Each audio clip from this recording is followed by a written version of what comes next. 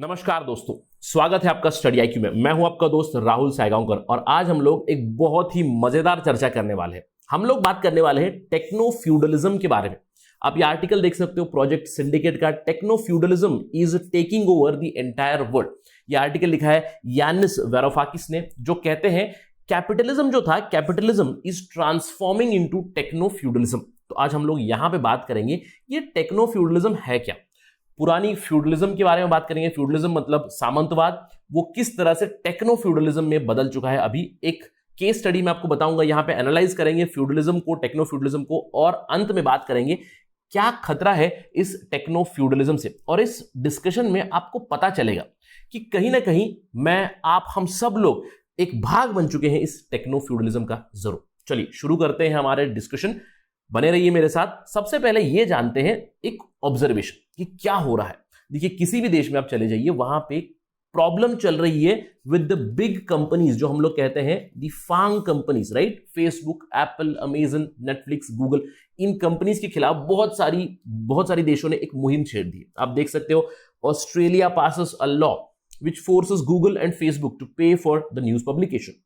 United States में Justice Department of US has sued Google for antitrust laws for monopolistic policies. हाल ही में India में भी हम लोगों ने देखा, India has ordered antitrust investigations against Google over the smart TV market. इसके अलावा इंडियन गवर्नमेंट और ट्विटर का तो एक वॉर ही छिड़ चुका है। हम लोग देख चुके हैं, हाल ही में ट्विटर ने ब्लॉक किया था इंडियन मिनिस्टर रविशंकर प्रसाद को, एक एमपी शशि थरूर, उनको भी उन्होंने टेम्परली सस्पेंड किया था, वापस रीइंस्टेट जरूर किया। तो कहीं ना कहीं एक जंग जरूर छिड़ चुकी है इंडियन सरकार और टेक जायंट्स, जो जैसे कि फेसबुक, ट्विटर और जो सोशल मीडिया जायंट्स है, उनके खिलाफ। Isn't it? अब इन सब चीजों के चलते यानिस वैरोफाकिस कहते हैं कि capitalism it has morphed itself into techno feudalism.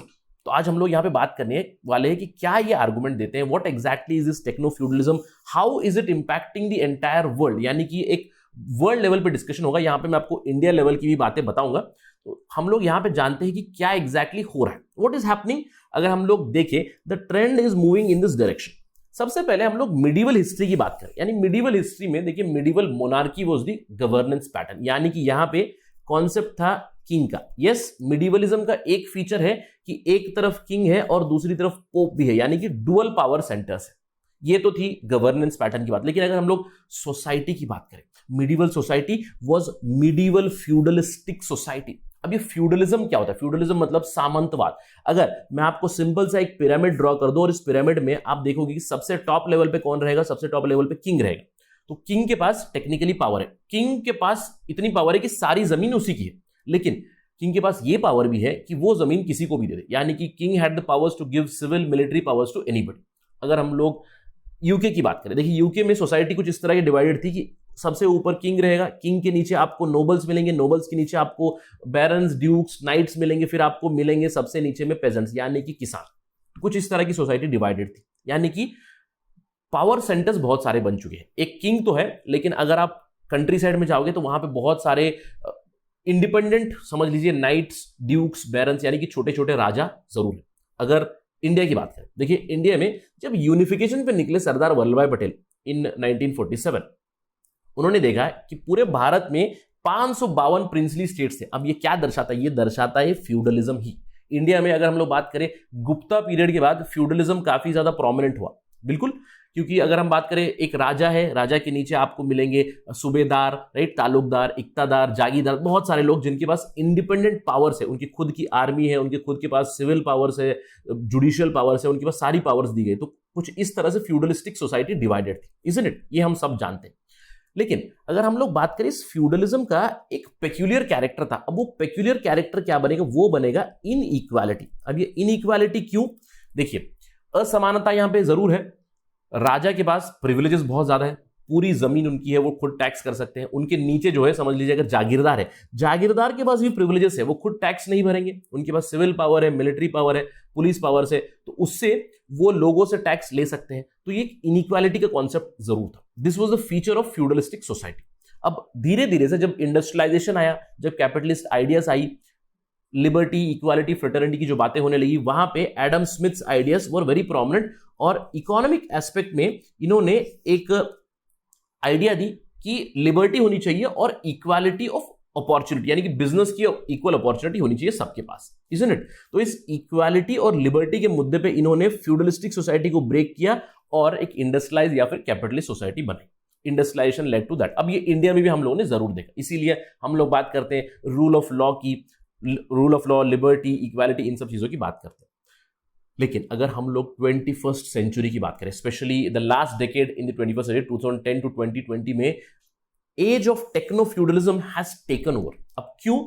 ऐसा लगता है कि लिबर्टी, इक्वालिटी, फ्रेटर्निटी सब कुछ है, लेकिन टेक्नो फ्यूडलिस्टिक सोसाइटी जरूर बन जाएगी। अब इस टेक्नो फ्यूडलिज्म में आप देख सकते हो जो बड़ी कंपनीज है जैसे कि Facebook, Amazon, Apple, Netflix, Google और भी बड़ी सारी जो कंपनीज है, उन्होंने एक फ्यूडलिस्टिक सोसाइटी बना रखी है। Not just from Indian perspective but from the entire world perspective. इनके पास इतनी ज्यादा पावर हो चुकी है कि ये दूसरे देशों तक को भी अंडरमाइन कर रहे हैं। जैसे पहले समझ लीजिए कोई ड्यूक है या कोई बैरन है, किंग को भी अंडरमाइन कर सकता है। अपनी खुद की मिलिट्री है, अगर किंग की बात वो नहीं मानेंगे तो जंग छेड़ देंगे, कुछ इसी तरह की चीज। अब ये जो बड़ी टेक्नो फ्यूडलिस्टिक कंपनीज या फिर एक मैं कह सकता हूं टेक एरिस्टोक्रेसी जो बन चुकी है, वो क्यों बनी है?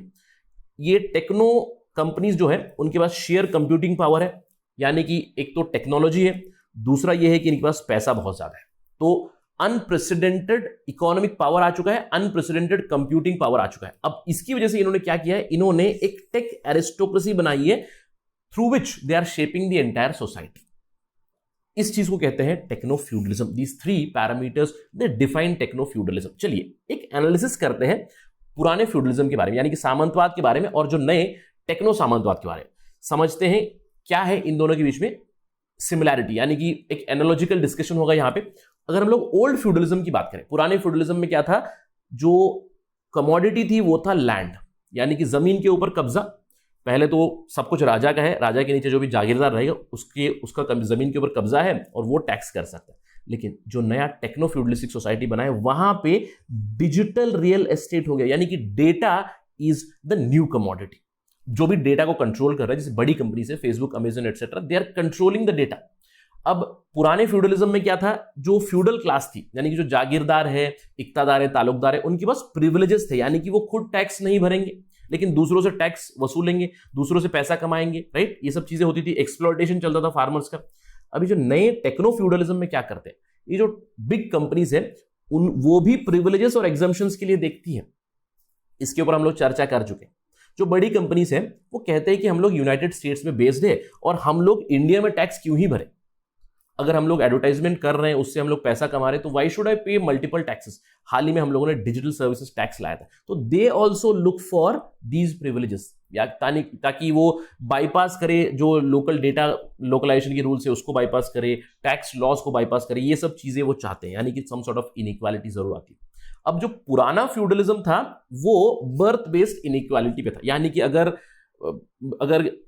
मेरे बाप के पास जागीरदारी थी तो मेरे पास भी जागीरदारी आ जाए, यही बेसिक कॉन्सेप्ट था उनका, बर्थ बेस्ड इनइक्वालिटी। लेकिन अगर यहां पे हम लोग टेक्नो फ्यूडलिज्म की देखें, वो लोग मेरिटोक्रेसी की बात जरूर करते हैं, यानी कि मेरिट बेस्ड, जिसके पास नॉलेज है, जिसके पास टैलेंट है, वो यहां पे बढ़ सकता है, सोशल मोबिलिटी मिलेगी। लेकिन टेक्निकली अगर हम लोग देखें, एक टेक एरिस्टोक्रेसी जरूर बन चुकी है। इसीलिए बहुत सारी देशों ने इनके ऊपर एंटी ट्रस्ट लेजिस्लेशन डाल दी है, लेजिस्लेशन या फिर मैं कह सकता हूं केसेस फाइल किए। क्यों? क्योंकि कोई भी कंपटीशन आता है, वो उस कंपटीशन को जल्द से जल्द खत्म करने की कोशिश करते हैं। अगर आप फेसबुक का ही उदाहरण ले लीजिए, फेसबुक टेक ओवर कर लिया इंस्टाग्राम को, व्हाट्सएप को, बहुत सी चीजों को, जिनको उन्हें लगा कि थोड़े दिनों बाद ये हमारे साथ कंपीट कर सकते हैं, जल्दी से उनको टेक ओवर कर लिया। तो एक तरह की टेक एरिस्टोक्रेसी ये लोग जरूर बना रहे हैं। अगर हम लोग ओल्ड फ्यूडलिज्म की बात करेंगे, छोटा था, स्मॉल फ्रैगमेंटेड फीफडम्स, यानी कि छोटे छोटे स्टेट्स, इसीलिए भारत में 552 प्रिंसली स्टेट्स मिले। लेकिन टेक फ्यूडलिज्म में आपको बड़ी बड़ी मोनोपोली मिलेगी, बड़े कंपनीज बनेंगे, यानी कि फेसबुक हो गया, आपका एप्पल हो गया, नेटफ्लिक्स, गूगल, अमेजन, ये सारी बड़ी बड़ी कंपनीज बनाएंगे, who they own the market basically, the entire ad market is owned by them। इसके अलावा एक कॉमनैलिटी ये भी है कि जो पुराना फ्यूडल क्लास था उसको क्या कहा गया था कि किंग के पास प्रिविलेजेस है, तो इसीलिए हम लोग अपनी फ्यूडलिस्टिक सोसाइटी में आपको इक्वालिटी देंगे। तो कई फ्यूडल लॉर्ड्स थे, कुछ अच्छे थे, कुछ बुरे थे, कुछ एक्सप्लॉइट करते थे, इजंट इट? तो उन्होंने भी चैंपियन ऑफ लिबर्टी खुद को बताया against the tyranny of the king. लेकिन टेक फ्यूडलिज्म भी कुछ इसी तरह से डेवलप होते हैं। टेक फ्यूडलिज्म वो बात करते हैं कि that we uphold the liberty but against your state, against your government. कुछ इस तरह की समानता है फ्यूडलिज्म, ओल्ड फ्यूडलिज्म और टेक्नो फ्यूडलिज्म। तो आप बहुत चीजें देखते हो, land has turned into a commodity और land to a digital real estate और डेटा एज अ कमोडिटी। अब सवाल ये उठता है सर ये बन भी गया तो मुझे क्या, व्हाट इज द प्रॉब्लम? देखिए फ्यूडलिज्म, टेक्नो फ्यूडलिज्म एक बहुत बड़ा खतरा है। जिस तरह पुरानी फ्यूडलिज्म में करप्शन हुआ करता था, they used to subvert the laws, उसी तरह अभी techno feudalist also subvert the laws. हम लोगों ने इंडिया में देखा how do they subvert Indian laws. Twitter का एग्जाम्पल लीजिए, फेसबुक का एग्जाम्पल लीजिए, आप इनफैक्ट यूनाइटेड स्टेट्स की बात कीजिए, how Facebook has become a Frankenstein's monster, it has become a big big giant. तो ये लोग जो न्यू टेक एरिस्टोक्रेसी बनाते हैं, कॉन्स्टेंटली एक दूसरे के साथ लड़ते रहते हैं ताकि डिजिटल रियल एस्टेट ज्यादा से ज्यादा है, आगे चल के डेटा के ऊपर कंट्रोल करने की कोशिश करेंगे, आर्टिफिशियल इंटेलिजेंस को लेने की कोशिश करेंगे। इनफैक्ट अगर हम लोग बात करें इन टेक्नोलॉजी कंपनीज की, जो जिससे हम लोग टेक फ्यूडलिज्म डिफाइन कर रहे हैं, we can simply compare them to East India Company. जो ब्रिटिश आए थे इंडिया में, उनकी भी कुछ इसी तरह की पॉलिसी थी। इंडिया में आएंगे, मोनोपोली बनाएंगे, रिच बनेंगे, करप्शन बहुत सारा करेंगे और टैक्सेस नहीं भरेंगे, और जो लोकल सॉवरेन लॉस है उन्हें वो ब्रेक करेंगे। अगर आप इन टेक कंपनीज के साथ देखिए, कुछ इसी तरह का ये डेवलपमेंट करते हैं। क्या खतरा है? पहला खतरा है कि वो लोग रीशेप कर रहे हैं सोसाइटी को, यानी कि इनके पास इतना ज्यादा पावर हो चुका है। जैसे कि मैं एक उदाहरण दे सकता हूं, फेसबुक की बात कीजिए। देखिए Mark Zuckerberg is he connected to masses but he amasses a lot of power, यानी कि मासेस के ऊपर उनका बहुत ज्यादा कंट्रोल है but he is detached from the masses. अभी हिस्ट्री में ऐसा पहली बार ही हो रहा है कि कुछ ही लोगों के हाथ में इतना ज्यादा पावर है, although they are completely detached from the masses. Why? Because वो यहां पे है, बीच में टेक्नोलॉजी है, उस तरफ मासेस है। They are not connected directly but they are connected through technology. They can reshape your life.